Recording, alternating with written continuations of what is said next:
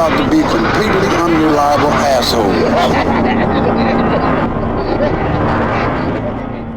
Tim. Hi, Ryan. Hey, Tim. What's up? Welcome back to our office. Hey, now. Here we are. Hey, now. Here we are in episode 40 of what? Dismembering horror! That's it. Oh my god, I remember when we did that one time? Yeah. Fell instantly silent. Well, anyway, we're back. We were here. We were on a bit of a hiatus, at least for us. Yeah, you won't even know anything happened. Exactly. We take care of things on the back end, so it's all nice and fluid for you as we just dive right in here to episode 40 on the podcast show. The podcast show Dismembering Horror, as you said.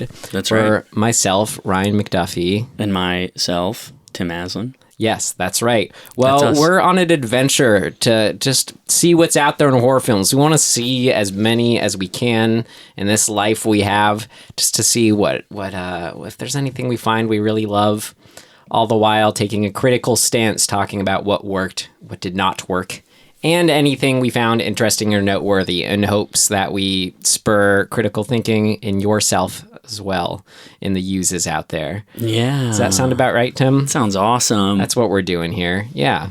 Yep. Tell us what you think. Oh my God. Yeah. You know what? Actually, you did remind me. I wanted to do a shout out. So we recently switched over to Anchor. That's right. A platform that allows us to actually track what the heck's going on with who's listening to it and where and how many. So, I assumed we were going to have a vast majority of our listeners be in California, right? Where like all our connections are. And that is, we do have the majority in California, but it's not too far second. Our listeners are in Virginia. Yeah. So shout out, man. If you're in Virginia, that's awesome. Who all is that? Shout out to I want to know. Woo! Oh, good job, Richmond. Ashburn. Chester. Gloucester, Arlington, and last but not least, Woodbridge. Now, Woodbridge. Are you the same person just traveling all around Virginia? That'd be We funny. got some friends out there. But I wonder if my buddy is in Ashburn. Maybe that's one of the people. perhaps. I think he's in Ashburn or somewhere near there. But I don't know. That got me excited. That'd be Phil. Hey, Phil. I wonder if you're listening. That'd be hilarious. Yeah. Yeah. All right, and Yeah. we got to watch another old Japanese film from the Criterion collection. Yeah, we did. For this day's episode. Mm. Yeah. Should we? What do we talk about for it, Tim? Should we watch the trailer first? Yeah, actually, you know what, Tim? What do you have to say about it? I feel like you've got some thoughts percolating. I do. I want to say something about something else. Oh, okay. Because this is the first episode we've recorded since what was a big episode for me, Wrong Turn. Yeah. You remember that episode? So I sure Wrong do. Turn. I hope you listened to it, folks. But it was a seminal film in my teenage years, I suppose, amongst a certain friend group in mine.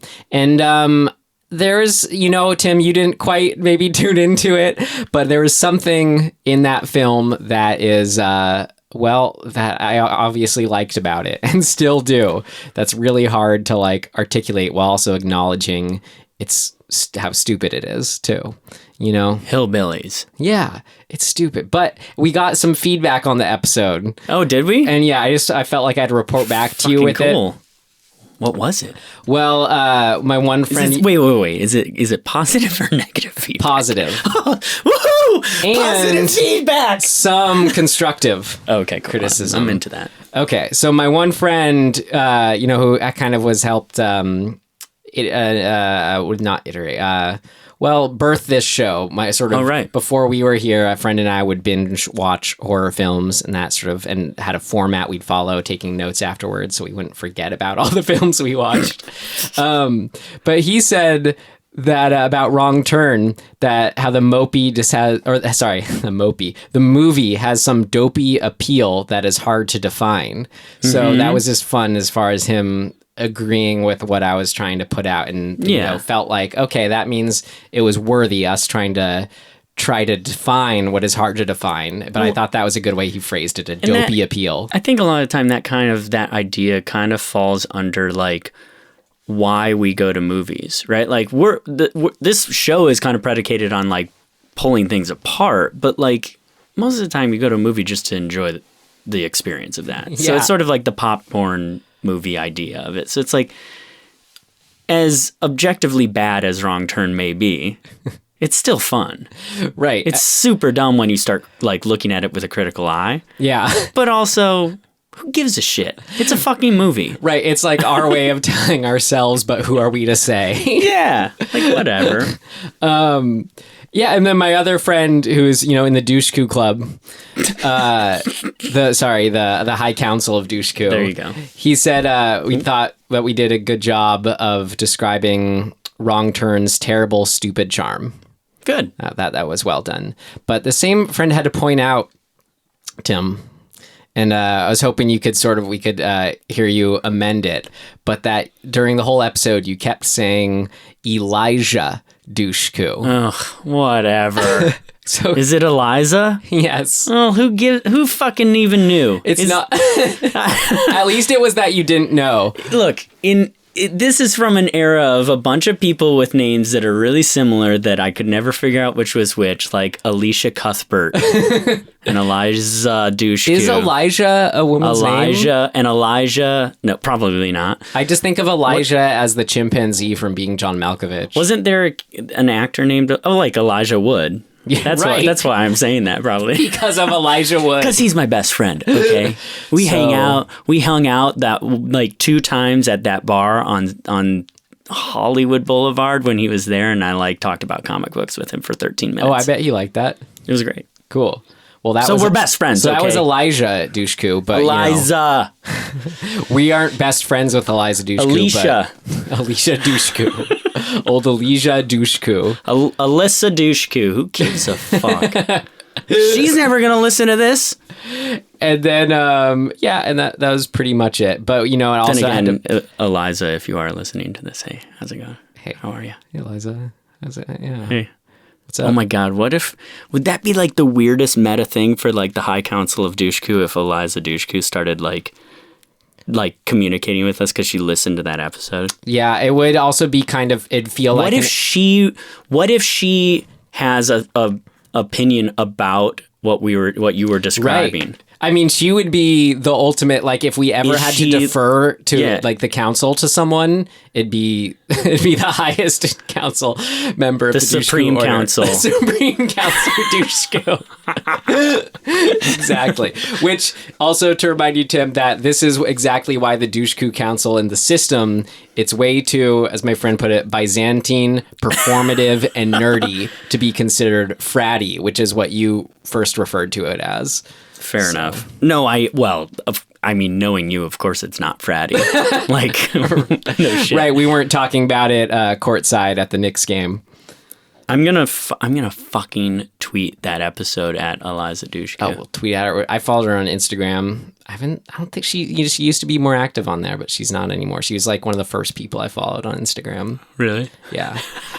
Hey, man, we got Kwaidan to talk about. Let's get into it. We just spent 10 minutes talking about Eliza. Well, it's important. It really is important. Okay, so yeah, let's watch the trailer for Kwaidan so we can get into it. Here it is, Kwaidan.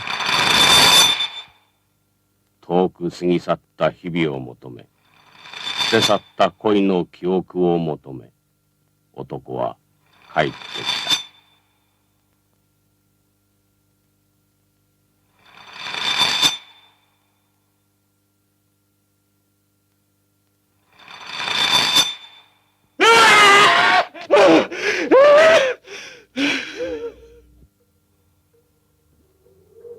野を吹き渡る風のように、きらめく雪の白さのように、疑いを知らぬ愛を女は求めた。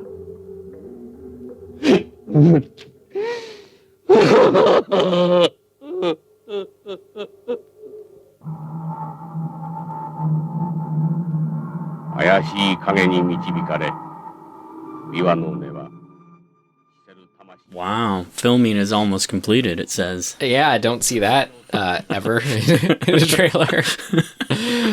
Neat, though. Man. God. It's a good reminder since we watched it right, a week ago. It's such a visual film too. Oh God, it's crazy. It's so funny to me to think about people listening to this and listening to that. Like they're just listening to like weird noises. Right. I mean, it gives the feel of it. Like, totally does. I mean, I also think you can fucking like pause the podcast and watch the trailer. Take you 2 seconds to find it. Yeah, and maybe when we finally get these up on YouTube, do we want to bother actually showing them too? I don't know. We'll see. It's a lot of work. Good idea. I know I don't want to do more work, but hey, we'll see. Oh man. So we rented the Criterion Blu-ray. Thanks for getting that, Tim. No joke. But I got the Criterion subscription service, which has which I think is all the supplemental material on it.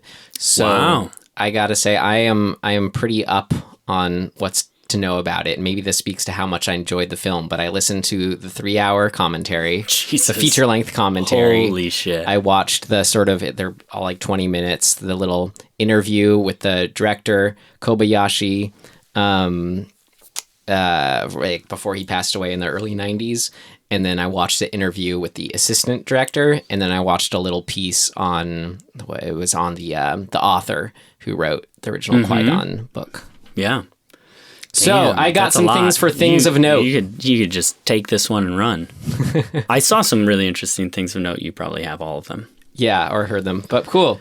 Well, that's okay. We watched it. How did you rate? No. How would we summarize it? Okay. It's a anthology film. It definitely is an anthology. Each of the stories involves ghosts. Yeah, they're definitely called like ghost stories, specifically. So that's what Kwaidan translates to, I believe, more or less. Oh, really? Okay. Is ghost stories or the two kanji in it mean like I think also can mean sort of weird, or what was the word that they kept using in the commentary? I forget. I'll remember it. Okay, so it's 4 ghost stories. No right? wraparound. Right. There's no sort of like asylum where there was like a through line type thing happening. That's what's more common for anthologies. Right. But I think there is some thematic. Well, that's why. Yeah, I mentioned they're all ghost stories. They're all kind of about vows being broken or like promises being broken, kinda. Yeah. Anyway, so yeah, how do we summarize this shit? I think, kind of try to paint an overall picture, which I guess we just did. Okay, it's all... And then we can go story by story. Well, they all kind of take place in... They're all feudal Japan, except for the last one. It still feels a little bit, is it? I guess the last one more cuts modern. To at least more modern day. Yeah. It's sort of with a writer... Anyway, we should just go by order. Shit. Okay. Number 1. First one, the black hair. Yeah, the black hair. The summary of that is, okay, dude lives in the countryside, super poor, life sucks, but his wife is awesome and she totally loves him so much. And he's like, fuck this shit, I'm poor, I'm tired of being poor, I'm gonna go marry a like rich girl and like convince her rich dad to let me marry her so I can have a better life. And he bails on his wife, which is so shitty. And then he totally regrets it because his new wife sucks and she only cares about like sitting around and being bored all the time. Right. She's like a fucking millennial. And then so he goes back to his wife that he loves, and we think the place is all worn, torn. And it's been a while, right? Like what? Yeah. I can't remember if it says how many years he's been gone. It's like 6 years or something. She's still there, as decrepit as the place has gotten. Yeah, she's just chilling out Max, looming it away, you know? She's just looming. Yeah. I mean, literally, she's like weaving stuff with a loom. It turns out she is not all as she seems. And if they're all a ghost story, you can guess perhaps what she is. Yeah. She dead. Yeah. Ooh. And he really, he's real surprised. Yeah. I want to say stuff about all of them, but we got to get through the summaries. Next one, Woman in the Snow. Woman in the Snow is the tale of there are 2 dudes in the winter. They're collecting some wood. That's a setup, yeah. They take shelter in a fisherman's hut, who the fisherman is not around. Right. And in the middle of the night, one dude wakes up to a like ghostly white woman, sort of not a white woman, but a woman in white. Just trying to make the sound effects. and she's like sucking out the life of his buddy. Ooh, yeah. And he's like, "Oh, what's up? Why are you doing that?" And she's like, "Don't worry, you're kind of cute, so I'll spare you if you never tell anybody about this ever." Gotta promise, or else I'll kill you. Right. So he says, "Sure, yeah, whatever. Promises." And then like that song. Gets a wife, meanwhile, returns back, thinks of it as just a weird thing that happened. Got some kids chilling. Yeah. He's making sandals. He's really good at it. Doing the village life. Yeah. Life is good. Yeah. Like so he moved up in the world. His little the like, what do you call that? The wood bundling backpack is just like sitting there on the wall, like remember back in the day. We don't use that anymore.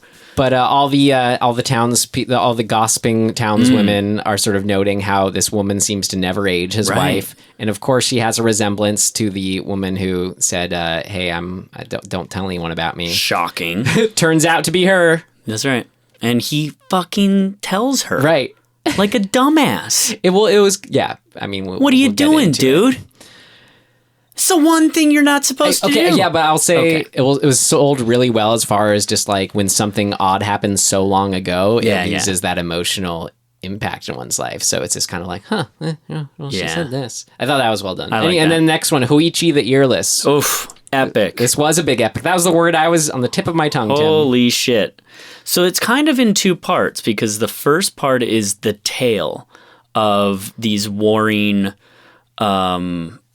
clans, and it sort of goes back and forth between live action and like, what do you call the painting? Like super staged live action too, like the rest of the film. And then just like images. The traditional paintings, or I don't know what the name of that is. Yeah, just still images of classic Japanese paintings of it's all naval battles. Right, and it's really cool.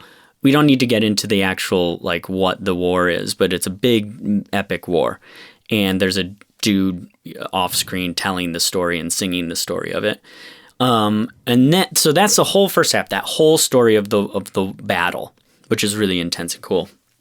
And a bunch of people basically sacrifice themselves at the end to not like be shamed in loss or defeat.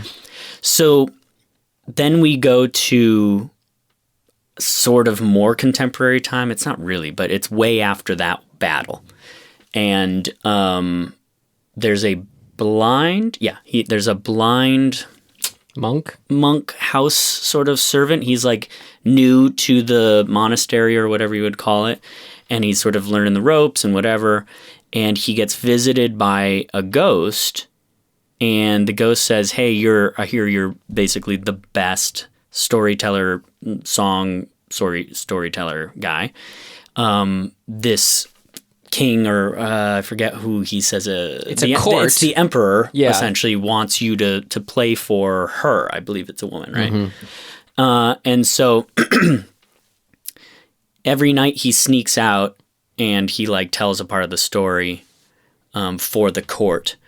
And the back at the monastery, the monks are sort of concerned, and they start trying to figure out hey, what dude's going out at night. Like blind dude is just bouncing out in the middle of the night, which is a little concerning. And then he every time he comes back, like every day after he comes back, he looks worse. Like it's like draining his life force. Yeah, he's very subservient though, so he just is doing it. Yeah. And so they eventually follow him and they find out what's going on, and so they devise a plan to ward off the pull that the ghosts sort of have on him, right, by painting him in tattoos, essentially. It's the Heart Sutra. There you go. Everywhere of his body, so they can't see him and they'll just give up. But they forget to paint his ears. That's why it's called Hoichi the Earless, because the ghosts see that his ears and nothing else, and they rip his ears off. Lastly, in a cup of tea. Okay, so in a cup of tea, we get real meta. We've got an author who sort of seems like maybe ostensibly he's been the one telling or writing these stories, but that's a little vague. And then it says, he's working on an old story that never got finished. And he's trying to write the ending. He's just to telling this to his assistant, being like, hey, it doesn't have an ending yet, though. And so we then go into the old story that he's going to write an ending for.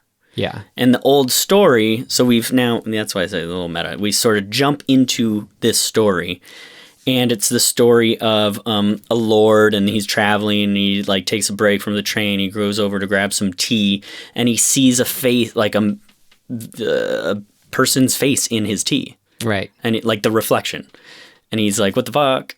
And he looks over his shoulder and no one's there. And he looks back at his tea and he's there. And it's like, he goes back and forth and he gets real mad at the tea. Yeah, the tea and the samurai and the tea is being a little coy with him. Oh, that's right. He's making some sweet little faces. Exactly. So he sends his 3 like guards or henchmen in ghost form. But before that happens, he actually physically visits. So this guy, this lord, is like, lives in a...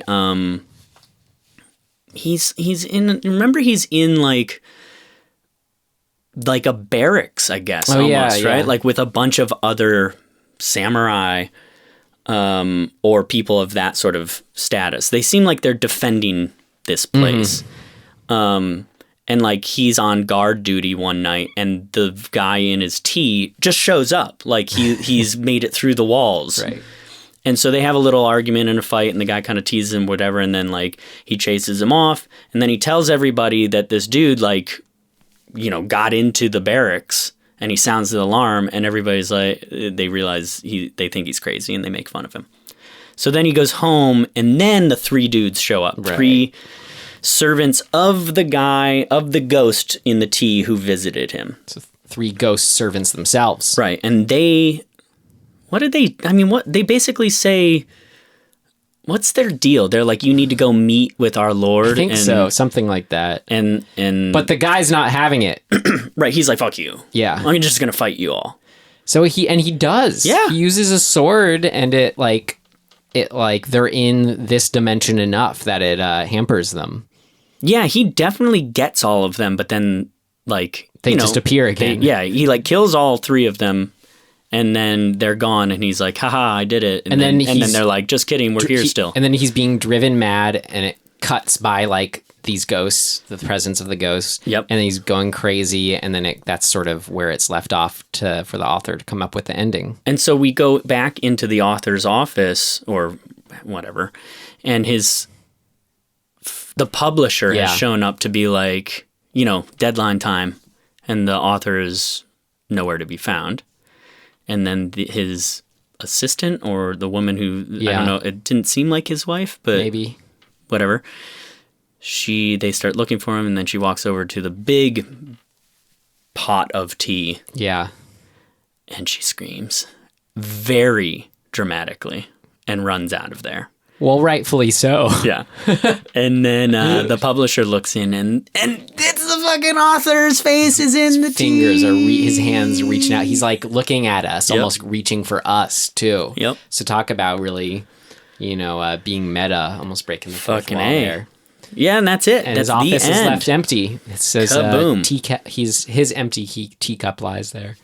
Right. Well, it's funny. We go through all this time to do a summary when we kind of hope that people have seen the film or have just watched it with us, because that's kind of the mode we switch into. I needed that, though. Yeah, me too. Thank you, Tim. There's a lot. I mean, it is a lot. Even within each story, there's a lot. Yeah. The film's 3 hours, and it's original run that we watched. And let me tell you, I felt all 3 of those hours. I did, but in the best of ways also. Yeah, no, I wasn't against it. I just we got out of it. And it was like, fuck. Right. Not compared to the standard hour 30, 40 that we usually watch. Dude, we're sitting on 85 minutes on a lot of these movies without credits. Mm-hmm. It's awesome. Well, how would we rate it? I don't know. I don't know what it's in your mind. We meaning you. Okay. I would rate it a Rent. Cool. There's a lot going on, and just from sort of a cinematic and I guess a cinephile-ish point of view, if you're trying to make movies, same thing I said about Onibaba. It's you should see this. It's important to see the craftsmanship of this from all angles, because it's fucking wild. And I'll expand on that later. I maybe shouldn't have given Mandy a buy, because now that's sort of my point of reference, where it's like, if I gave Mandy a buy, then I have to give Kwaidan a buy. No, you don't. I do, though. It's how it made you feel. Yeah, I mean, as I told you, I was so stoked just to like watch every little special feature on this film. That does say a lot. And it's long, but what it's doing is like, I can't think of any other movie that's like it. Yeah. And when I mean that, I mean in how it's being effective to make me feel like what you want from horror stories: unnerved, unsettled, hair standing up. The word that I was trying to remember, that's sort of like what could the first half of the word Kwaidan means. They used a lot in the commentary. The uncanny. Oh yeah. This film gets at the uncanny, which to me is like, that's the furthest you can go with horror in a way. That's a good word for it. And this film did it. And then just learning about the sort of production behind it even more, and getting excited about seeing the filmmaker's other films. And that I gave Mandy a buy for only loving the first half of apples to oranges a little bit in my mind. Yeah, well, some good Fuji sweet apples here, Tim. So I'll gotta give it a buy. So I have a question then. As a buy, you would definitely sit down and watch this multiple more times in life. Yeah, think of it like I would want it, like I'd like it on my shelf. Yeah, no, I get that. That's crazy. I don't know if I would. It is very long. I think I would watch individual stories. Yeah, but see, that's an option you can do too. I don't know. I feel like it's for, if I can have my dream, home theater someday, that you and I will switch to watching films in someday. My God. This is just one that, every 7 years I probably want to put on. Sure. Which is sort of about that thing. But yeah, it is long. It's like so it's every time your cells divide. Exactly. Every 7 years, you're like, time for some Kwaidan. Precisely. And just to... You need those new cells to take it in. Here's what it is too, because like I said, what I'm talking about. How effective it is. It sort of like, I'd want to buy it because it's like you want to learn what it's doing. Somehow watching it, you feel like you ingest it more. Yeah, and this is a movie totally agree with that I would just like to ingest. Yeah, for reasons we'll get into even more. Yeah, the osmosis of even just sort of the tonality will, I think, what's the word? It'll inspire and sort of there's another word I'm trying to say, but it'll make its way into your work. Our job as filmmakers is to take what came before and usher it in anew through a new filter. This is something I want to take a good tea cup full of, I should say. Hey, look at that. But to talk about what that is, should we go into what worked? Yeah. What worked for you? What worked for you? It worked like a charm, Smith. What worked for you?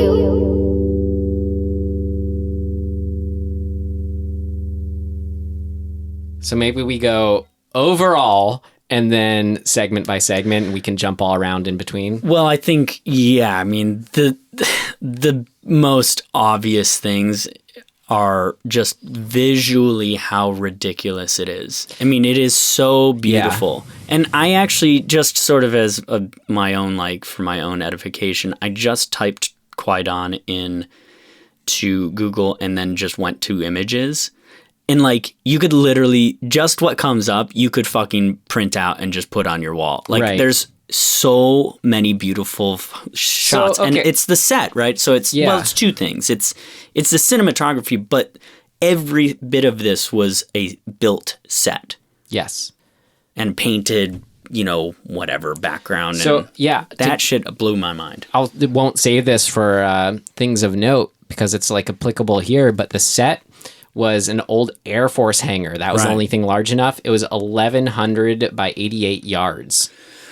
So super. Oh my God! Huge 1,100 yards. 1,100 yards. 10, 11. It's 10 football fields. Yeah, ish. 10. Shit. Air Force hangar. Yeah. 10 So football it's sort fields. of the biggest structure you can have. Yeah. Wait a but minute. 88 yards. Think about this for a second. Is that 10 football fields?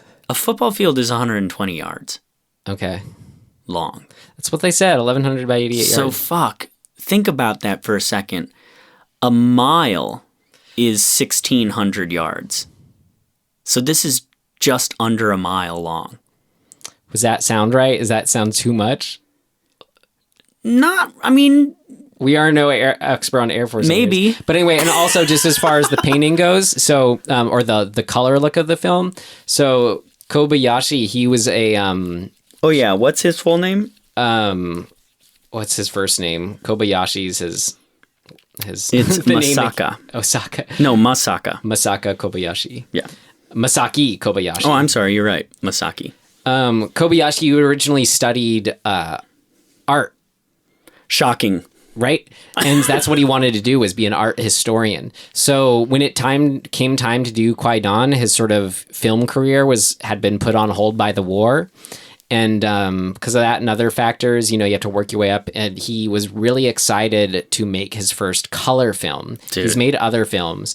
But so when Kwaidan came along, he and the DP sort of thought about in detail, like, okay, they went and bought books from all the different, bookstores and just sort of, point to Picasso or whatever, Japanese and world art, and just think of color palettes and just apply them to the different segments and scenes. Well, and I think that, that's an important note of what worked and what is just incredible in this is the color is astonishingly good to look at. Do you remember when the opening shot of the second one in the snow? The opening shot actually, is no, the how about- trees? Yeah, How about the opening shot of the the whole movie is the I ink? actually thought it was going to be in black and white, like Onibaba. Oh, so really? then when it's almost like, it's not like 2001, but it is like, it's these like underwater fog. Yeah, like, there's some under a similarities. microscope, just kind of color blobs floating around, Yeah, cut with stark black and white titles. Right. Yeah, it's like if like when you're, this is a really dumbed down version of it, but just when you're like painting eggs for Easter and you like put the droplets of water into, Yeah. or the droplets of food coloring in Right. to the water, it's almost like a super heightened version of that. Right. And so, like, I was trying to think why that worked so well, though, because this is what worked. And for me, I think, when we think ghosts so much of the time, we have this association with kind of pale and black and white and stuff. Yet, to really, I think, get at what a genuine uncanny is, you have to go real in a sense and be like, oh, well, I think if you see a ghost, even if it's transparent or something, or you're talking about other dimensions or stuff like that, I don't want to say there is, because it's all kind of, in hypothetical, non-validated territory here. Slow down, Ryan. I saw a ghost for I know, real, I want to bring that up too. So Tim had some color on it, right? It did, actually. You're right. Yeah. It was like sort of pinkish. Not black and white. No. Yeah. But anyway, Pale just pink. that in order to elucidate any feelings of being around the uncanny, it probably makes sense that you'd actually want to use more color-wise than less, just because it sort of gets at more feelings. And that's why they sort of like would go down a list of color combinations and go, this makes us feel this way. This feels right for this story. It's powerful. Well, and this is a little bit, I don't know, even more sort of conjecture, I guess, but like just sort of to me, when you see this kind of ink in water effect, really kind of, if you back away and look at it from kind of a metaphorical standpoint, it's sort of like if we're talking about things that are uncanny and unnatural or whatever, like it is in and of itself like super colorful clouds that have like movement to them. It's got this sort of ethereal, weird, nebulous thing that like, spirits and the idea of ghosts, and we kind of have, there's like a loose association. It's that a I think source we of have. Nature that's unpredictable, watching that Yeah. kind of movement at play, like So again, a drop in the water. Yeah, even like the idea of a mist rolling in, or like a ghost being translucent and sort of made of, I don't know what to call this, like made of spectral. Yeah, it's like ectoplasmic. Yeah. Actually, that's sort of what I mean. Yeah. Actually, do you remember the episode that you tell your ghost story? We'll put it in the show notes because I can't remember. I don't remember. Yeah, I don't know which one it was. Anyway, you should listen to that. That was cool, guys. Yeah. Well, you made me. I mentioned it. Well, I mentioned it in one episode, and then you like. I think the next episode we're like, you need to actually tell that story. Yeah, I mean, come on. Okay. Yeah, it's pretty wild. Yeah. So the opening credits. So okay. Alone. Right. So. I guess to piggyback sort of a little bit further on to this, like the set design specifically and kind of into things that like you could kind of go through each one of the stories.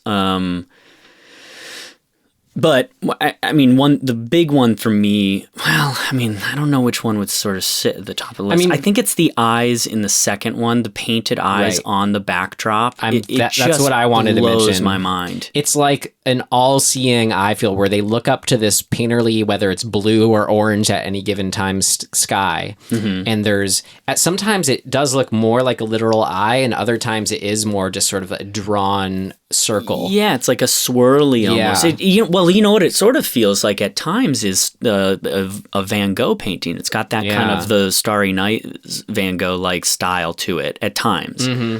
But God, but the foreground is always so real. Yeah, that's the thing that I love about this is that like even with this almost fantastical backdrop stuff that's going on.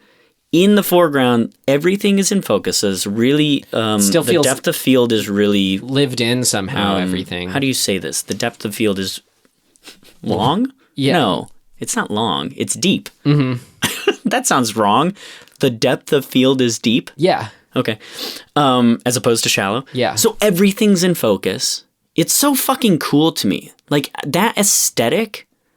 I don't feel like it's used really in the modern day at all. It's all long lenses with only very like a bokeh and shallow depth of field and things blown out. Some films very specifically, but that eye, Tim, like when that first came on, the eye in the sky, I just went whoa. Yeah, you know, it felt like this sort of higher power presence, like in a way that I just don't see a sort of. You know, the eye of Sauron flicking around or, you know, or just imagining this done in CG kind of thing would have. Imagine if in Lord of the Rings, instead of cutting to the CGI, they just literally painted it onto the sky. Or just imagine Lord of the Rings was fucking cool with directed by this director and team in the 1960s. Yeah. Shit. Something different entirely. But that'd be cool. So, yeah. So, I mean, we're not even really mentioning how ridiculous the naval fight is. It's crazy. It's so I don't know. Wait, are you jumping to that because of visuals? Yeah, just how it is? I just like there's so much, so I don't even know kind of where to go with. Well, breaking that down. I feel like that's another good. I have something specific just to say about that sequence, and I mean, if we're on the visuals, it has to do with the visuals. So, think of like what's the power of the visuals, just to sort of have this very stagey, but like done utterly seriously. You know, the live action footage where it's like they're standing proudly on the ships. We got that same colored background. Their clothes are just rich with color.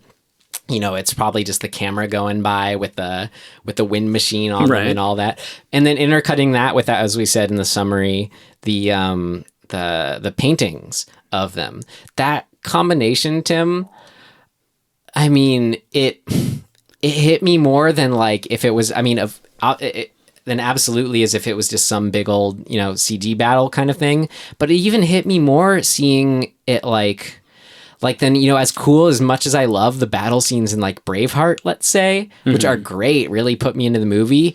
This like on just sort of an emotional soul level kind of made me think of how these old feudal Japanese battles were real, you know? Like just sort of that juxtaposition, because we're kind of familiar with that style of paintings, and then just to sort of have that extrapolated into the live action part. And then maybe it was lastly with the sort of the way of the telling of the story with just such sort of awe in the voice and reverence and just sort of respect, in the telling of it. Well, I'm like, oh man, hold on, this is real, It is a weird thing because to me, it seems like they made this choice to effectively stack a bunch of different mediums into this one thing. And you would think kind of intellectually that wouldn't leave you feeling like it was real. So what I mean specifically is you're taking, and I mean this all literally, you're taking the style of the painting, like the traditional painting. You're taking kind of it seemed to me like what you would see if this were a play, like if it was actually a play that was put on in that era, how they would have done it. So, because everything has a theatricality, and it's like everything's a little bit scaled down, right? Like you would imagine that the ships in real life were much bigger than what we saw on screen. So it felt kind of to me like how you would do it on stage. Yeah. And then you have the filming of it, which is its own thing with these giant backdrops that are sort of theatrical, but they're really its own thing for this movie. All of those things kind of stacked together. I think you would be like, you're going to get yourself in trouble by like kind of mixing mediums. Yeah. But it doesn't have that effect. It turns into its own thing. That's what I was trying to say. It is so cool. Whatever that thing is that it added up to was just unlike anything that had hit me before. And and I think the performance is also, and the style of the performance, like what the director was telling people to sort of like buy into, the actors, I mean, people, I think carries over as well. Like, even though it has theatricality to it, I was like, I don't know, you're right. I just felt like I totally believed the performances that we're getting, even though we know that it's also a telling of a story. Like, even in the construct of what we're seeing, there's a guy, there's a voiceover singing the story, the tale. So, like, well, we're gonna that is okay. We're gonna talk more about the visuals. We got to get to more visuals, but just off of what you're saying there, I want to use that as a segue to talk about one of the other overarching, unique working things about this film, which was the sound/music. So you just said how we're like, well, what was it that put me in the mindset of being able to intake this imagery this way? And I think a big part of that is like from the get-go, you have sound design that's super, you could say minimal, where it's like there's no even, there's very select use of just the setting, like no even just kind of wind or room tone in the first one. But more specifically than that is when there is a sort of, striking or like, a door closing, a sword slashing, whatever that happens, it's like off by frames. Yeah. Or like more than just frames sometimes. And that at first, it was just sort of struck me. I'm like, wait, is this just because it's old? And No, all intentional, Tim. It's really trying to unsettle you. Yeah. And so not only the placement of the sounds themselves, but the sounds themselves. Yeah. It's a combination of, they do the kind of things that, God, was the composer, not John Nash, that's them. John something was the inspiration to the composer, someone who just sort of works with discordant sounds and long, quiet spaces. But how they achieved the sounds was like, where you do the thing where you take, like, let's say, piano strings, but then you put like objects like paper clips or jars or whatever on top of it, or like cotton balls, and just different things like that of different sounds to sort of get that. And then they go one step further and add an electronic processing to it in a lot of the cases. I thought that was really cool. It's like, well, how do you make something organic yet otherworldly? You sort of give it that 2-step process. And I think that discordance and sort of not being able to place the sounds themselves, but then even more so having that off-kilterness of the placement not being in line exactly with things, that's what puts you in that place of just like, we are other dimensions, ghost dimensions can kind of hit us all of a sudden. See, you can't get away from paranormal activity. The ghost dimension. Oh, shit. You're still possessed. Right. Oh God, I can't even compare. Like, Well, it's almost what you're describing is sort of what a Foley artist does. And so they were kind of experimenting with those soundscapes in the way that Foley artists have in the past to find that right thing. But as it's almost like the opposite in a weird way of what a Foley artist does, where a Foley artist is taking things and finding ways to produce a sound that we recognize. This is like taking sounds and making them into things we don't recognize. It's pretty fucking cool. So you see what I mean? How that supports then being in the right place for taking in the sort of the visuals a certain way. Hell yeah.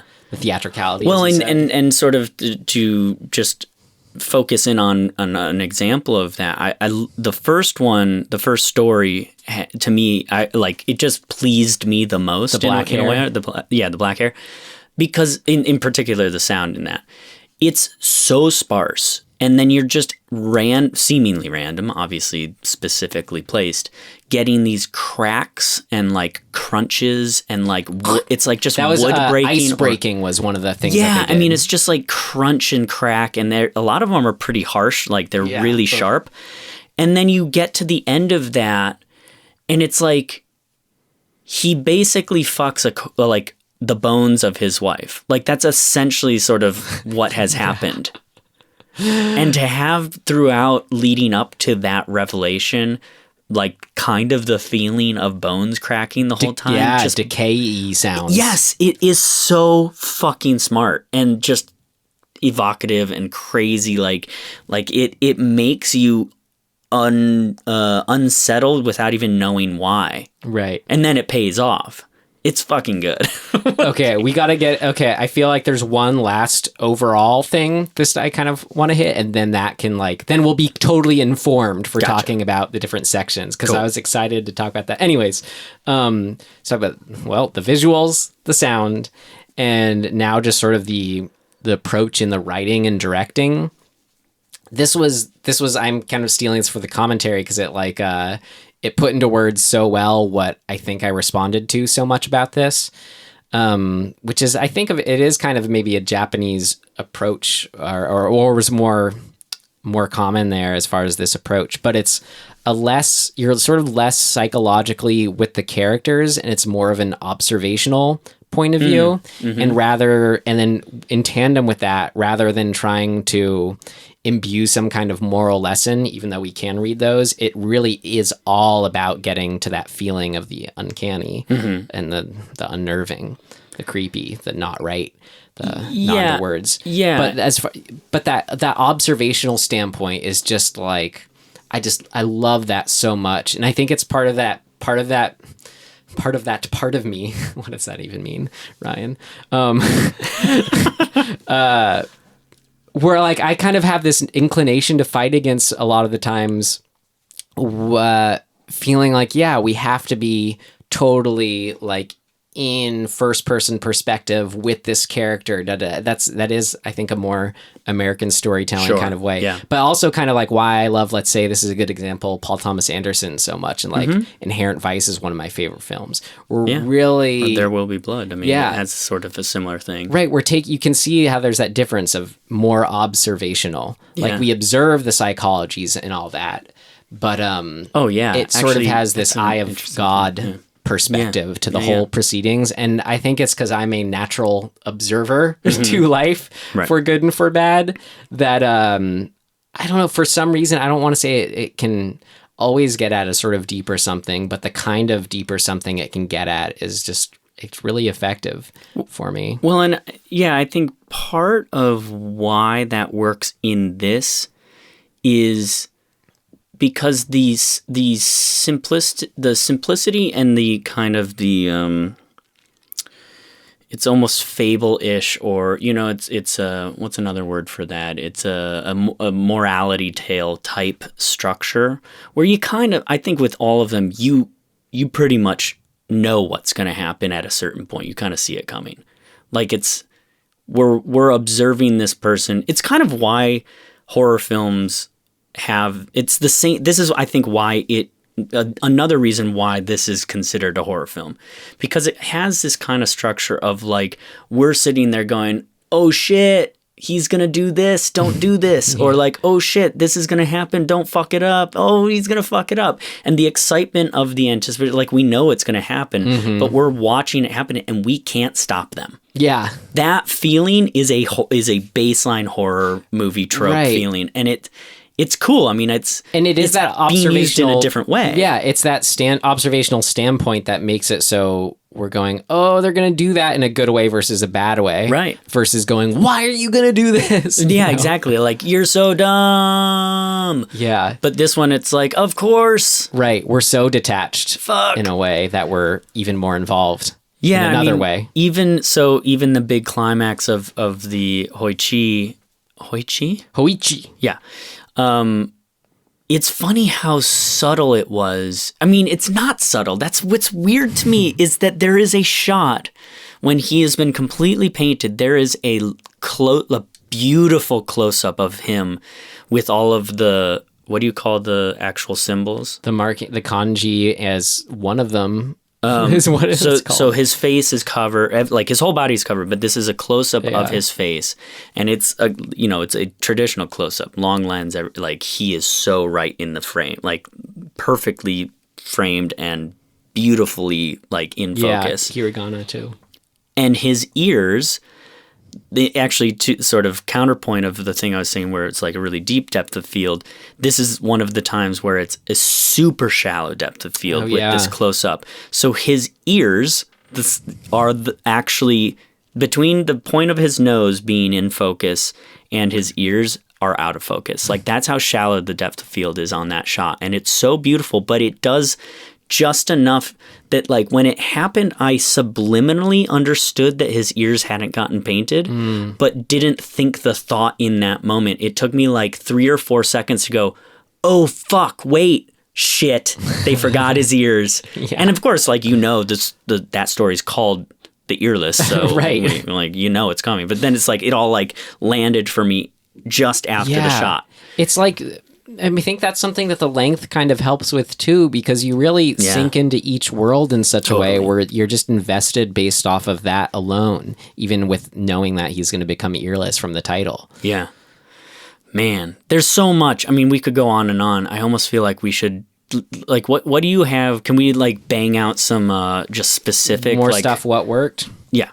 I mean, in the black hair one, this how it was shot, how at the end, once he figures out that she's a ghost, it goes into full canted angles mode. I love it. Me too. I loved it. I always love canted angles, and this was like, forget subtle with it. It's fully and also canted. Everything leading up to that, not everything, but a lot of leading up to that moment is really, really straight horizontal camera moves, like really beautiful sort of like dollies back and forth, and it's really like balanced in a way. Right. And then you get to this where everything fucking he loses shit, and it's like, wow. And it's built up because you have all these shots sort of showing him and the wife in separation in the space, and you sort of using those beams to like separate them too.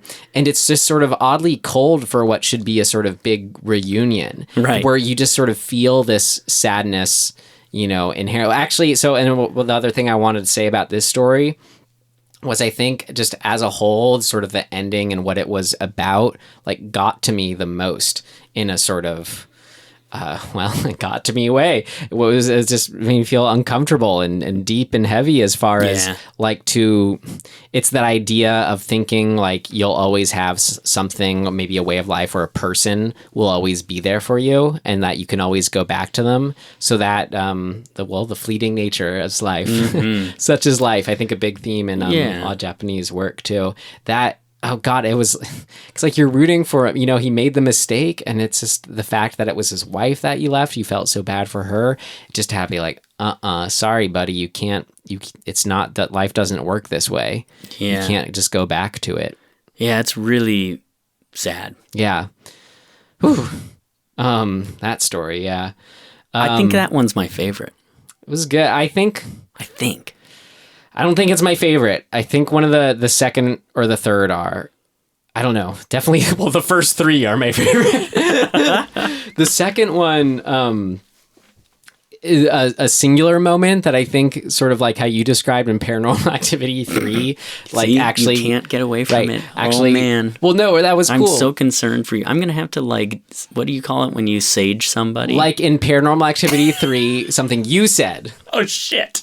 So not the film itself. I'm referencing okay. to something about our episode and how you reacted to it, which was how you said like there are one or two moments in there that actually kind of made your hair go up, where you just went like fight or flight. There's something wrong here mode. I don't think I've had that happen yet watching, all these horror films, except for when it's so silly, but it's like, okay, so remember we have the first time when she kind of like scurries away when you first meet him and the door opens and shuts and then she's gone. So then that's kind of what you're set up with. But then the second time she does that runaway, she goes through the door. And maybe it was the fact that she ghosts through it, basically. Yeah. And maybe it was the fact that it wasn't like a I don't know, that it's not digital, however they did it. Well, they just shot it with a plate. Right, exactly. But something about it, Tim, I just went like, I just shuddered. Like when it happened, cool. I was not expecting it at all. Well, it's got a few things working for it too. Like we're in the I guess sort of shock moment of like, oh, he fucked up and now like what's the consequence? His kids are gone too, right? Like wait a minute. What is the consequence of him doing that? Of doing what? Of like telling the secret. She leaves, but basically she just says, "But you know what? I'm not going to kill you because of our kids. But if you tell anyone again, then that second chance is no longer. I'm going to come back." Right. So we're in sort of his despair, and he's heartbroken. Right. Yeah. We're in his despair, and then it has a few things going for it. One, the unnaturalness or the style of her running away. Her arms are kind of inside of her shirt. I don't know what you call it exactly, she looks kind of like a moth. Like she's got this very unnatural shape to her, and she runs in an unnatural way. And then she also goes through the door. Like all those things are working. And then don't the doors fly open right afterwards, and we see her going down the path, and she we see her even further off and then disappear. It's like it's just got a lot fucking working. It's like you can't. It's that unnerving in that you can't even predict the rules within it, but not in a sort of frustrating. There's no rules like the last two films ago we watched. What was the Indonesian film? Satan's Slaves. Yeah. That was the not clarity of rules bad there, but here it can also be used effectively. It's an interesting line. I think that, the Snow Woman one and then the next one, Hoichi the Earless, were my favorites as far as visual moments. We already talked about the sky, but there are some specific shots in the Snow one, like the opening shot, where it's like you have this perfect centered framing with the trees and the sky and the snow. I fucking love how those trees look. Yeah. I want that. I want to make that set and film something in a hangar. Right? It's so fucking cool. Yeah, I know. Shit, dude. And he kind of bankrupt him and all this stuff too. Oh, great. Damn it. And then in Hoichi the Earless, that was the other of my favorite visuals when they go to the realm of the high court or whatever. That set it reminded me unbelievable. Right. It was kind of like even way better, but like a starting place of what it reminded me of was like the old, is it like Jason the Argonauts, but those movies where it's like the high court of the Greek gods, where you're just in this place sort of like next to the sky. Yep. That's kind of like the bounds between mortal and immortal. Yeah. It felt like that. But then you have the sort of pomp and circumstance of going through these different double doors with hints of blue, and then there's just fog everywhere above the layers of water. I mean, dude, those little fireballs. Yeah, the little fireballs, Tim. Oh, shit. Those things are amazing. Remind me of something from Zelda. It was so neat. I was like, how are they even fucking doing it? Right. If it's burning, how can it be on a string? Fuck! Very carefully. Shit, dude, it's so good. That assembly place. And then the fact that he, is blind too. I don't know if that made me it makes you like want to be doing the looking that he can't do, you know? Like, oh God, we're getting to see something we aren't supposed to. Right, you right. know, that no other human is allowed to see. Oh my God. God, and that one too, just his, I wanted to say like something, you know, story-wise I loved about Hoichi the Earless was how, I don't know, I don't want to say it's what it was about, but a character shift you see him go through. Remember, like after he's performed for the Mineta, he sort of becomes famous and gets a lot of money and whatever. But the neat change I saw in him and what I sort of put the story is about in a character way, like you see him, he's a great performer already, you know, talented, you know, has this single purpose that he does well, learns that instruments, gets really good at telling the stories.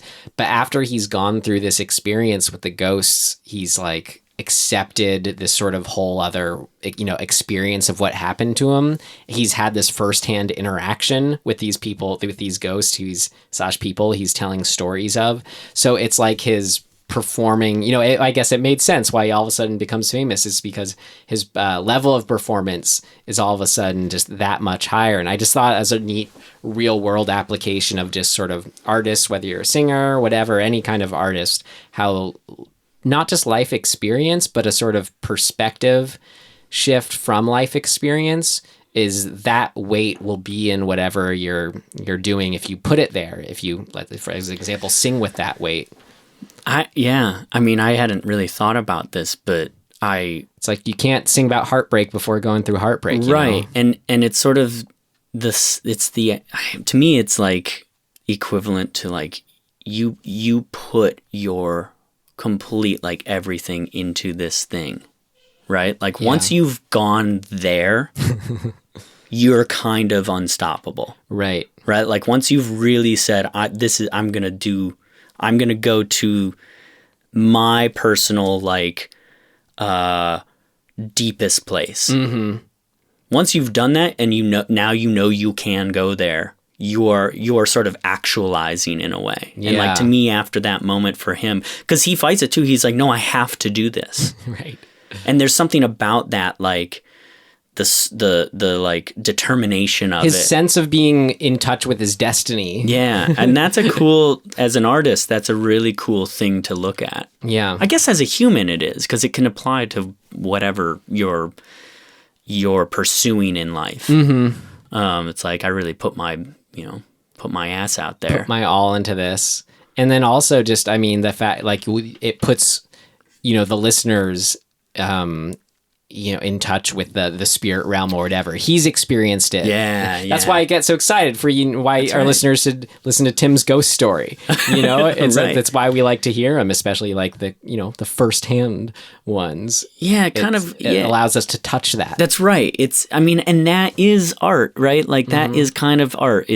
Art is a window into another realm, and sometimes it's the realm of experience that somebody else has that you're like getting to get a taste of, and sometimes it's the mirror of an experience, like reflecting back to you your own experience. And there's something really beautiful about all of that, and this movie is kind of living in there. Yeah, and the other example is sometimes it's something totally unknown, unnerving, uncanny. Yeah. Again.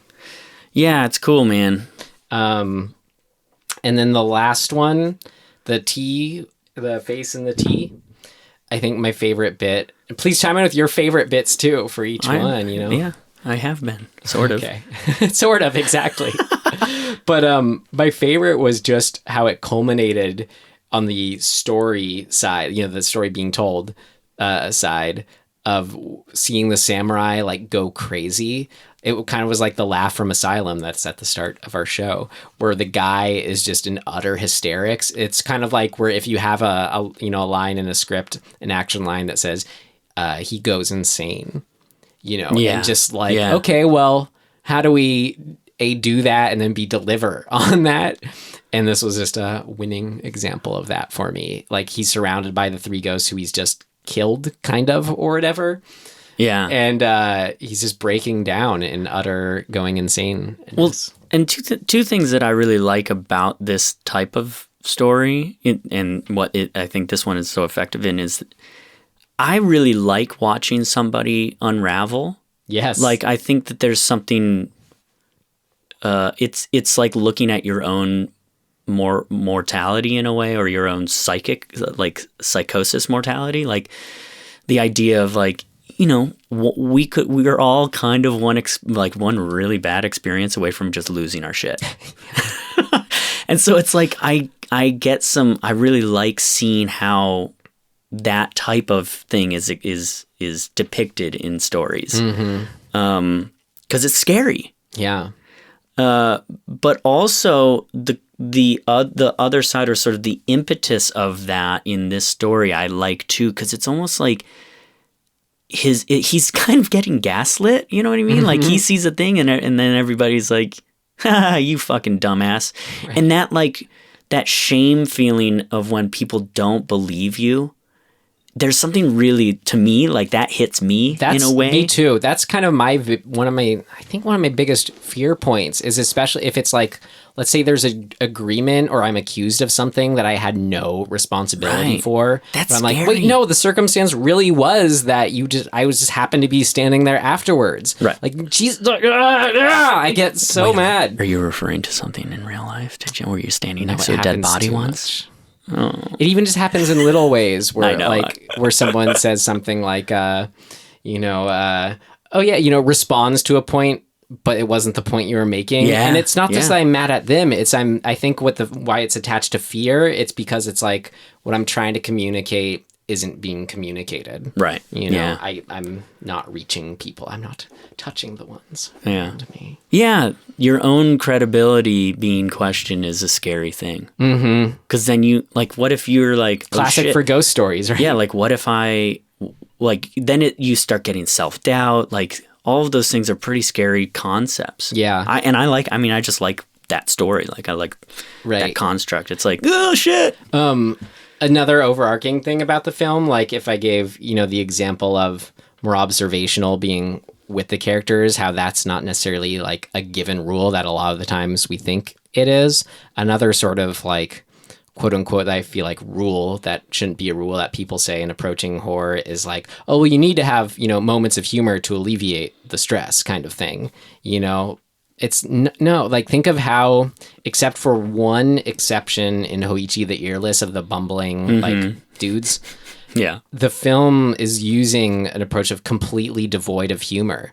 It makes it so it's like everything has this sort of not just direness, but the sadness I already said, the bleakness. Yeah, exactly. Which I think was just so effective for it, and part of why it worked as a whole is that lack of humor. Well, and maybe that's part of the undercurrent that allows us to, even though we're visually in a sort of fantastical place all the time, having that bleakness laying underneath allows us to feel like it is still real. Yeah, because if you're in a situation where, let's say, you are paying respect to the dead, which these films are, maybe metaphor for, I don't know if that's the right word, but the kind of content it's a theme at least. Yeah, you aren't, if you're in that kind of situation, you aren't really cracking jokes at a funeral, well, depending on who died, but you know what I mean? Yes, I do. Yeah. In the same way, like when you're making films about this subject matter, it allows you to sort of go to that serious place that much more, versus like maybe if, the sort of, you got to crack jokes. I think that's more sort of when you're taking it as a full like roller coaster, plotting out where the tension is in the audience approach. But again, this is just all out. The aim is, how do we get at the mysterious, the unknown, the unexplainable? Mm-hmm. And I mean, that's a more affecting, interesting approach versus just how do we shock you? Yeah. Cool, man. Yeah. I have actually, sorry, one thing from the first one that we didn't really mention. Mm-hmm. Just the makeup decay of the lead guy after he realizes what's going on. Oh yeah. He basically ages in every cut. Right. So, he's bashing around and having his flip out, and it's all these canted angles and all that shit. But like every time they cut away from him and then back, he's older and he's scarier looking. He turns into this sort of old man monster. And I love just that idea. It's like this thing hit him. Caught up. Yeah. That's right. It hit him so hard that like I think you could kind of take it two ways, that it's in real time and that the effect was so intense that it turned him into dust, so to speak. Or that in this short period of time that we're getting jump cuts of him flipping out, that he's been in there going mad for the rest of his life. Yes. Which is even more fucked up of an idea. Right. I don't care which one you choose, man. Just that shit. That I think is why that one's my favorite. Ah, so good. Because it's got a bunch of things that I'm just like giddy about. Yeah. God, there was one more thing I wanted to say, but I forget what it was. It was something that I feel like could also kind of work. Oh, yeah. That could also work in things of note, but since it worked for me, I'll say it here. Overall thing is each of the ghost stories, this kind of seems like the earlier seeds of what we see in the modern J-horror, what works for me so well, of like the ghost stories are all about like dependent on the condition of the death. You know, like when we watched the third Ju-on film, I laugh because it's like kind of funny that it wasn't the first. I know.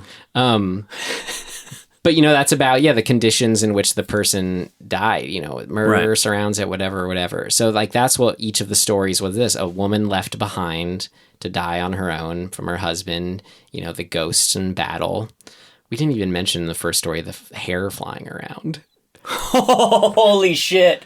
I forgot. Talk about connecting. I forgot. Remember connecting to it, how that would connect to the hair movie, X-Day Hair Extensions, the other J-horror movie we watched. That was awesome. It's called The Black Hair. I know. Shit. Oh, dude. So good. But yeah, you know what I'm just saying? Totally. Yeah, it's all about like the wrong in the moment of death, or not even in the moment of death, it's just like the wrong that was portrayed. Yeah. Or portrayed or right. I mean, whatever. You and know just sort of, it's neat because rather if let's say you're on the side of the murderer in whatever case, you think, I'm killing them, so it's done for. I can put that under me and go with my honor or whatever it is, you know, or the guy's like, I left the wife behind. It's just blah, blah, blah. I'll live with it kind of thing. No, it leaves. I think that's why they're so powerful metaphors, ghost stories, is because it's like we think, I don't know, it's something that I don't know, this is, I guess, personal in a way, but it's like why I've always kind of been resistant to people saying, oh, just get over it. Like whatever it may be. Oh man, I could go on a long right? Like because rant about it's like, that. No, I think, you know, if it's like you leave your wife, let's say, and leave her to be a ghost, metaphorically or literally, it's like that's not something that you get over. It's something that's always a part of you. You know, whatever it may be in your life. I wrote a whole thing about like, I won't get into it, but sort of getting over things like coping is not healing. Yeah. You know what I mean? Accepting is healing and accepting working is, with, but coping is not. Yeah. And I think that people often kind of misuse the ideas around that stuff. Like you're saying, like just saying get over it is that's not helpful. Don't cry, Tim. No, you should be saying cry, Tim. Yeah. Cool, but dude. You see what I mean? I totally do. Yeah. I mean, it's all in there. Yeah. And like, you know, this is sort of a good example of it pisses me off when people malign horror as a genre. Mm-hmm.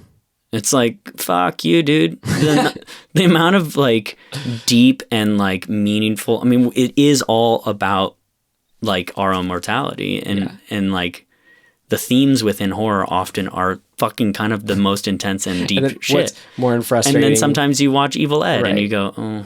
You're right.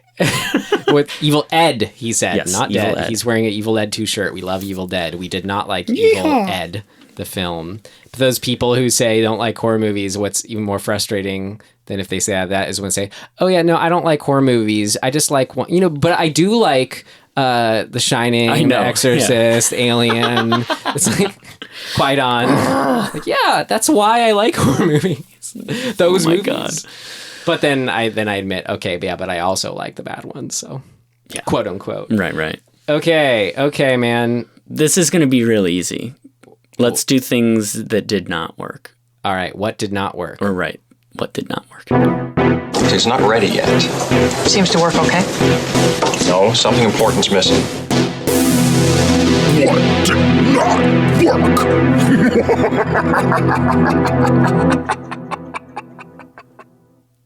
Great. We did it. What did not work? Right. Play our theme song and move on. I know. Curious to see the shorter cut, I guess, but at the same time, if I'm going to watch it, I don't want to. I guess if I'm going to, like, I don't know. I guess, sure, the length can be criticized, I guess. But it's like, as we already said, like, I wouldn't... You're in it! Right. I wouldn't be in it as much. Like, yeah, it's like... I don't know, that whole idea of cutting it down for length. This is, well, when it's this. This is the thing. Oh, I'll explain to the things of note why they did that.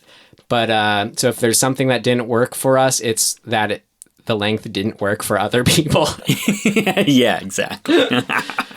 Yeah, because everything else is a non-issue to me. Mm-hmm. I think you could theoretically complain about the special effects or something, or like, you know what I mean? Like, it's a non-thing. I love them. Yeah, me too. As I said, like the fact that it wasn't a CG her running through the door made my hair stand up for the first film in all 40 films we've watched. Yeah. Jesus. Things of note? Yeah, let's do it. Things of note! This should be interesting.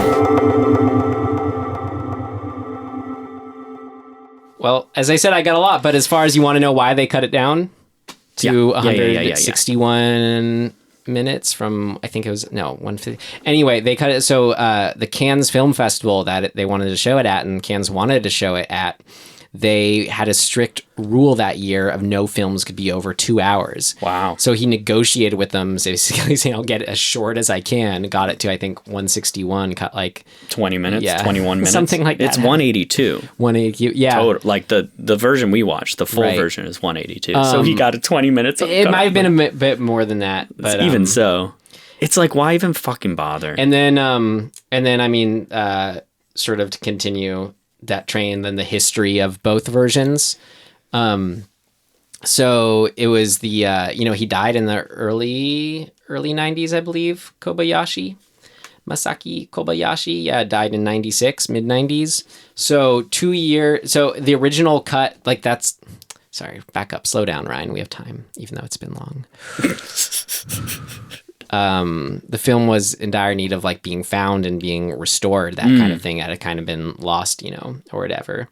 So they found the original cut for the film when Toho Studios was moving studios in the early 90s.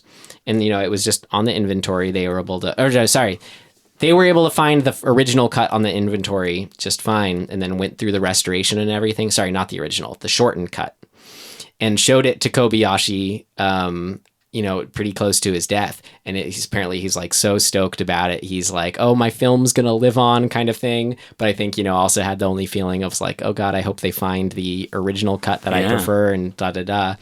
But it was kind of tragic. It was only 2 years after his death when Toho was moving, and they found a stack of unlabeled film cans. And that Kwaidan, the original cut, was one of them. So they gave it that same restoration 2 years later. Damn. Yeah. But that's the history of the literal film.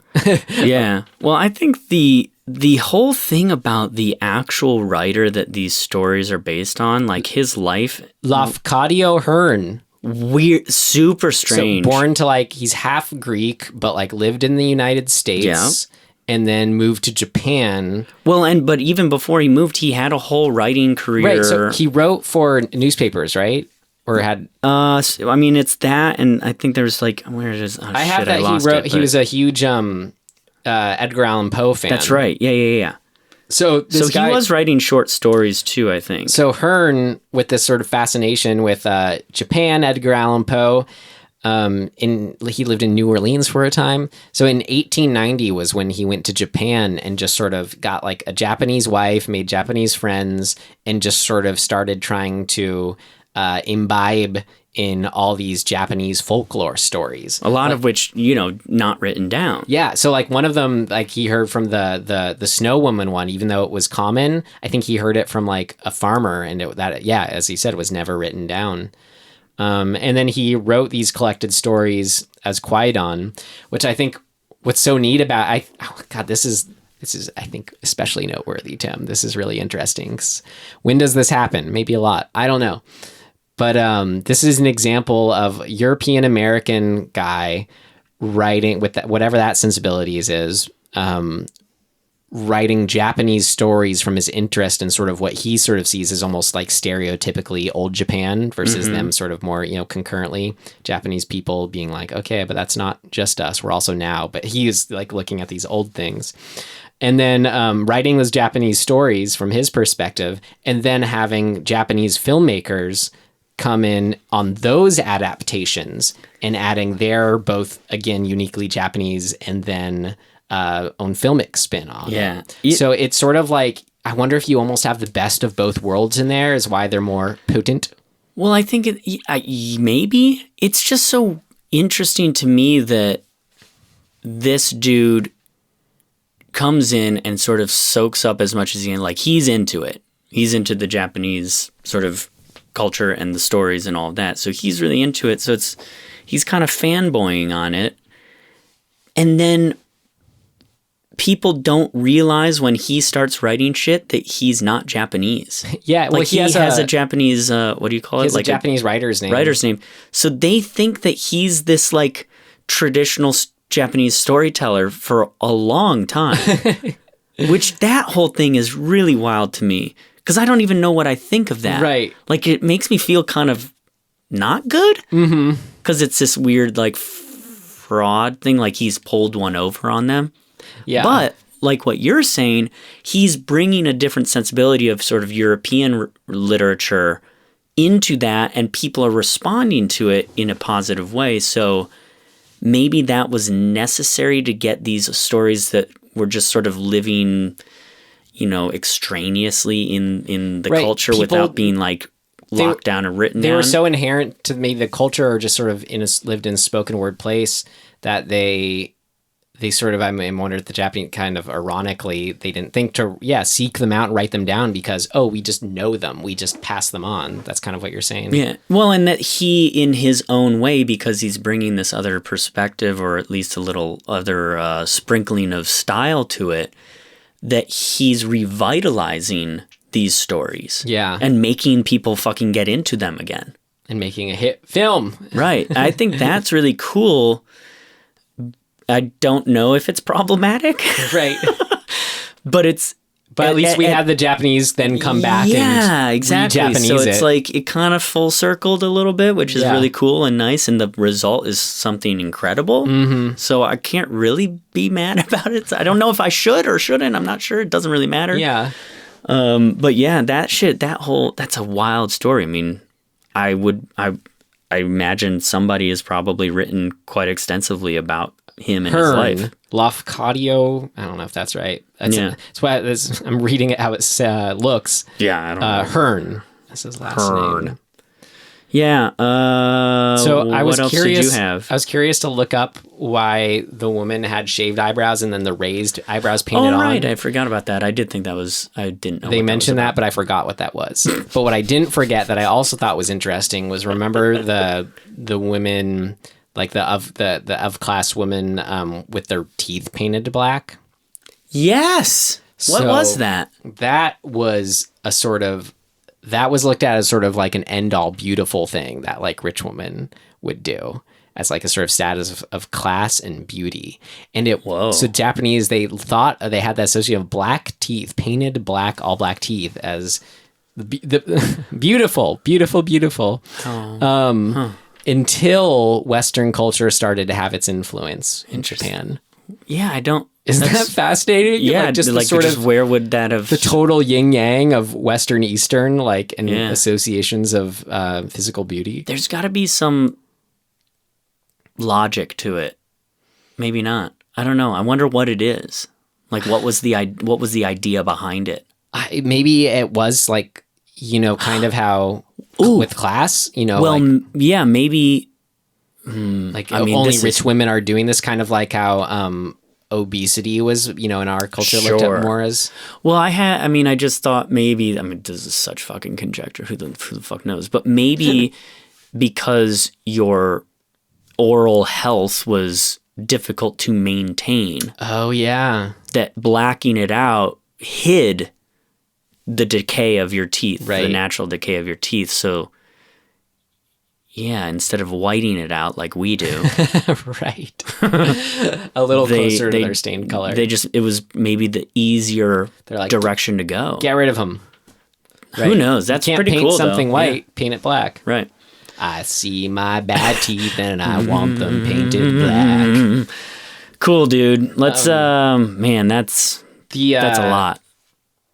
What did you think of like it being an anthology film, having the 4 sections? Like, what aside from the ghosts? I don't know. I don't know. I was just I don't, there's nothing to say about it. I guess I just thought it was interesting and noteworthy how this was an example of an anthology linked by style, vague content, source material, director.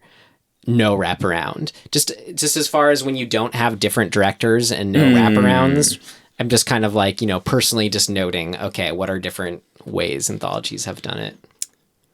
Yeah, I think it's enough that it's just the same kind of author telling a certain type of story. Mm-hmm. And that's all you need. Right. It's enough. And the director obviously is taking that and creating cohesiveness in the depiction of all of it. Mm-hmm. But I don't think I'm cool with it. It didn't need more to me. Yeah, exactly. I know. So that's, I think, especially why I'm like, cool that this worked. It's almost like if you went to a play and it was like 3 one-acts by, so-and-so. They're all going to be slightly different and the director's going to put their spin on it, but you're still going to see 3, I can't think of a good playwright to pluck out of obscurity. It's just the kind of thing that I don't think is overthought in execution, so I was just trying to overthink it now. There you go. You remember you talked about the composing and the music, well, and how, so much of it was the silence between it. That's not just them talking about, okay, well, when are we, okay, let this happen, so let's put a tone for it. They are deliberately using silence in their composing, and there's a term for it in Japanese called ma that refers to the silence between sounds, which is just cool that we don't have a word for that that's different from just silence, Right. It's like negative space. Yeah, exactly. Negative sound. Exactly. That's cool. Is interesting, the filmmaker Kobayashi, who, side note, Wes Anderson must be a fan of because in Isle of Dogs, it was Mayor Kobayashi was the Japanese character in that. But Kobayashi, so he was delayed by the war in his filmmaking career and then had to do 6 years of, in Japanese filmmaking, you had, there was an actual hierarchical approach to get into the industry where you had to do assistant directing first. So he had to do his 6 years of assistant directing in order to finally then be directing, but it was under filmmaker who wasn't too much older than him. But it was just interesting then, how he's, what am I getting to? It's that I thought it was interesting. His main goal was kind of to affect social change after being so affected by the war. But so while he originally wanted to do art history, he thought actually, which just sounds so different from today's world, that filmmaking was an actual easier, quicker, more efficient business to get into in order to sort of say what he wanted to about the war. Oh my God. And I really want to see The Human Condition as sort of a long series of films that he's famous for, which is just all about a pacifist in wartime, which he said was basically just a surrogate him character. I'm excited to see that. Cool. The noting the high angles in it, how we were saying that was kind of how there, even though there is the observational, perspective of this film, but that could be tied to that. But the high angles directly came from he loved climbing trees as a kid. Nice. So it was a viewpoint he was used to looking at. That's nice. That's awesome. I'm that makes me feel good. Yeah. It was cool. So they had Yeah, the studio was only doling them out, I think it was 30 million yen for every one that they completed at any given time. So it was kind of just this, sense of mistrust on the set, or not, they didn't have their studio's total faith, blah, blah, blah kind of thing. So, the point where studio had their, as they called it, their watchdog on set, studio representative. Shit. But it was kind of cool where Kobayashi, or the assistant, he said how the watchdog from the studio, like after watching dailies and being there every day with the filmmakers, seeing what they were doing, he like slowly got on their side. So then they had someone on their team in the midst. We mentioned, how nice the fog effects were and all that throughout. Well, the dry ice cost them 300,000 yen a day, which is a little less than $3,000 in 1960s money a day. Ooh. And then so much he said that the dry ice vendor gave him a big gift because it was such a bigger thing. That's funny. Him and the composer, they redid the entire sound mix like right before the release. They apparently sat down, watched it, and the composer like left the room. He was so kind of just put down, they didn't think it worked out well. So like everything we were commending about the sound design was kind of like started from square one late in the game. Wow. Yeah, I think that's kind of what I have. I mean, I especially just wanted to note too, the last section of, he said it was in a meta sense of a writer doing that thing. I don't know. It reminded me of, felt like, kind of pointing out how, it was this film was an early example of certain J-horror things. It just felt like a good example of like what Ghost Story was doing down the line. Remember we watched Ghost Stories? Yep. How that got in a very like shaking your sense of reality kind of thing, which I think, great horror can really do well, and was really neat to see it. I think this is just sort of the earliest example of a horror film where I saw whatever that was done. You know what I mean? Yeah. Yeah. I like it a lot. Good movie, guys. A lot to chew on. Yeah. This is what you get when it's a 3-hour-long movie. Yeah. A 2-hour-long podcast. Oh, there is a lot to chew. I want to keep chewing because it tastes so good, Tim. I know. But should we get on to... Should we say anything? Want to say anything else about this film before we move on to recommendations? No, I think it's, if you're gonna watch it, if you haven't watched it and you're gonna watch it based on what we're saying, like, make sure you are ready to like get into it. Like, don't casually watch it. Yeah, I think that'd be my kind of right. I don't know, take on it. Like, get caffeinated. Or not, however you engage with films. Right. Do your thing, you do. Yeah. When it's like, I'm sitting down to watch it. It's really good. Yeah, man. Yeah. Recommendations? I can't, we don't have listed on our first 3 episodes what our recommendations were. Did we not have recommendations on our first 3 episodes? Not. Really? We had, I don't think so. Definitely a handful.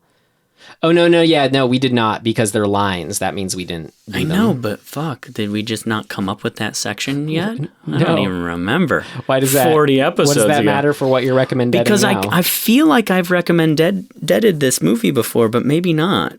It's called Pontypool. Okay. Do you know it? I feel like you mentioned that too. I feel like I did, but I've not seen it on our list. So I forget if I've seen it. If I'm fucking that up, I'm sorry. I guess I'm doubling up, but maybe I'm not. Maybe I just mentioned it once. Anyway, so yeah, but Pontypool is really fucking cool and good, and it has this slow crawl vibe and what the fuck is going on vibe that I fucking love. And the lead actor is so good, and he's not really a known dude. I think Tarantino has used him a couple times, and that's like it. Wait, what's it about? I forget. I don't know. It's or what kind of horror movie is it? It's slow burn. You said it's slow burn. It's one location, and it is a radio disc jockey. I've seen it. And he's in. There's a storm outside. It's a zombie movie, but it's not. It's something different. It's so cool. And it gets weird. I mean, it gets like, what the fuck is going on by the third act, which I really like. I had to watch it a second time to be like, what?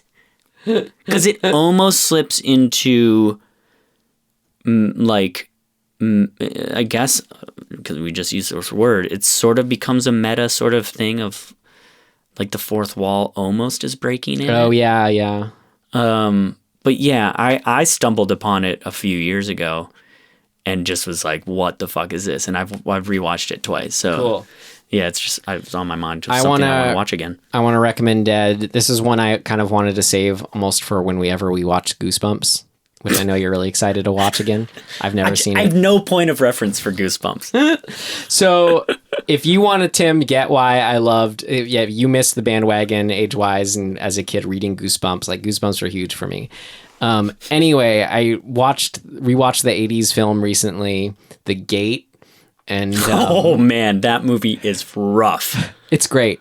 It captures it captures everything I love about Goosebumps. I mean, there's absolutely like in the script and the execution, except for kind of, the acting and some things that are shy. But whatever, it's kind of like, I mean, yeah, there are bad things about it, but it's so easy to overlook. Okay. Like, for things actually play out in a sort of unexpected way as far as exactly what happens. It feels like you know what's going to happen, but how it plays out, you kind of don't. And it's the classic, like, the parents are gone out of town and the kids have to deal with this situation. Yeah. And the tensions... Oh, I remember. The tension's really well built as far as, like, getting to actual creatures, things. Yes. And then when we do, oh my God, Tim, like, I was just, like, yelping. These little guys in the movie, they're so creepy looking. Like, the way they move, the little imps, how they're, like, grabbing them, and when he steps on one, and it, like, really rapidly shakes under his foot. Like, every time the imps came on, I just went, like, ah! But anyway, that kind of just harkened back to everything I loved about the Goosebumps books. It was like the Goosebumps TV show, but actually good, which the show did not hold up. Yeah, it's funny. Gate's good. My brother, who's 4 years older than me, he's the guy. He's like the dude who got me. I've mentioned this before. He's got me into horror films because he could get away with pulling something off the shelf at Video Barn, our local video store, and convincing my mom that I could handle it. And The Gate was actually one that he and his buddies watched, I guess, probably at somebody else's house. And this happened a number of times where he would watch a scary movie without me and then come home the next day and I'd want to know what they had watched. And he would just tell me the movie. And The Gate was one of them. That'd be so funny to hear. Which is funny. So then they're having a house party and one of them levitates. Well, what's funny is that my memory of his telling of the movie is way better than the actual movie when I ended up watching it finally. Way better. Same with Aliens. He told me... your imagination at work was just never going to be topped. So good. But yeah, that's funny. The Gate was one of those. I almost thought that this would be the recommendation, but no, we got to shout out to let us know. This is more news to take care of anyway, that I was on another podcast. Oh, yeah. Horror movie. Oh, no, sorry. Not a horror movie. I was on there to talk about a horror movie for retro reviews, which they do nostalgic movie reviews. Right. They're a podcast where they talk about films that are 10 years or older and don't go back any further than 1980. So it's a really fun kind of like all the films we grew up with. So 80 to 10 is basically their window. Right now it'd be 80 to 9. They follow it, as the show goes on. Oh, okay. So they can, so it's progressing. Yeah. They're not stuck in, I got you. Right. So when it's a new year, they have a whole new years of films they're allowed to watch. Nice. But it's really fun because 10 years is enough time to sort of have perspective on something. Yeah, so definitely. then to like talk about, 2008 and 7, 9 films is always interesting. But then also just sort of filling the niche of all these like what do they have? They do the big ones like Home Alone, Jingle All the Way, 16 Candles, Blair Witch Project. Oh, yeah, they did a handful of horror ones. Hook, Akira, Parenthood, Hook. Bowling for Columbine, Goonies, Ghostbusters 2, Short Circuit, Titanic, Vanilla Sky. The two hosts, Peter and Ray, they switch off every week, who who chooses. But yeah, for Poltergeist, which was like a really big film for me as a kid, as well as the co-host of the Retro Reviews, Peter. We had a fun time going to trip down memory lane, talking about 1982's Poltergeist. I fucking love Poltergeist. So, right? I love Poltergeist. I love Jo Beth Williams. Oh my God. So much. She is so lovable in that movie, too. She's like the greatest. Right? All around. When the chair slide, or when when the chair slides across, is it the chair or Carol Ann? She's showing the husband, and she goes, woohoo! Yeah, and she does like a cheerleader kick in the air. Oh, it's so good. But also, so you have that end of the spectrum of her sort of funness. There are a couple moments when she like yells at the evil sort of whatever you want to call it. Stay away from my babies! It is. The depth of conviction that she has in that movie is amazing to me. Exactly, and it's what holds it. If there was a star of that movie, it's her. Absolutely, no question. Yeah, exactly. I love her. So it was fun rewatching as it is always. It's definitely one you should see in theaters if you haven't. It's a Spielberg horror movie essentially. It's like like I can see it being a little dated now, but like see it in theaters and the music, everything. I don't know. I could go on about it, but instead of going on about it, you should just listen to the episode. To the thing. Did you guys talk about the missing scene? You mean that cut? Yeah. Where they mentioned Pizza Hut or whatever. Yeah. You talked about it in the thing. Mm-hmm. Awesome. That's fun. Yeah, it was episode 70 of Retro Reviews. So find it on iTunes, Podbean, Google it, Retro Reviews. I'm on episode 70, Poltergeist. Yeah. That's so fun that you got to do that. Oh, and we're going to hopefully, we have Poltergeist 2 in our hat to draw. That's right. So when we get to that, we want to have Mr. Peter Warden's input. He'll be our second guest. Exactly. I know, which we're due for another guest now. Yeah. So I think we're going to try to do that in June, Poltergeist 2. Sweet. Woo! You can find us at dismemberinghorror.com. That's right. And Dismembering Horror at Instagram and Gmail. And that's it. Twitter, DisHorrorPod. Yep. That's at Mayor McDuffie. On Instagram. I'm at Tim Aslin on all the things. Mm-hmm. Ryan has a portfolio website. Yeah. I say that every once in a while. RyanMcDuffie.com. Yeah, go watch some of his short films. They're fun. Spelled with an IE. Thank you, Tim. What was the name of the one I watched that I really liked? The cabin one? Forest Falls. Yeah. That's my one, like, really straight horror one. Yeah, it's good. Cool. Thanks. Watch it. Please. Watch it! Let us know what you think. Let us know if you're in Virginia again, how you found us, how you're liking it. And also, yeah, if you're listening to this and, like, into it, tell a friend. Tell a friend. You know what? We don't say this enough, too. I think we should add a header in front of our show that says, leave us a 5-star review, because that really helps us out. Is that how they do it? They do a 5-star review? And also, you should, Tim gave you that email, dismemberinghorror@gmail.com, or those social handles. As we said in the show, like, this is sort of a quest. We're just kind of following our nose on what horror movies we put in the hat here, but we prefer to watch things that you want us to talk about. So definitely submit a film. We've already had a handful.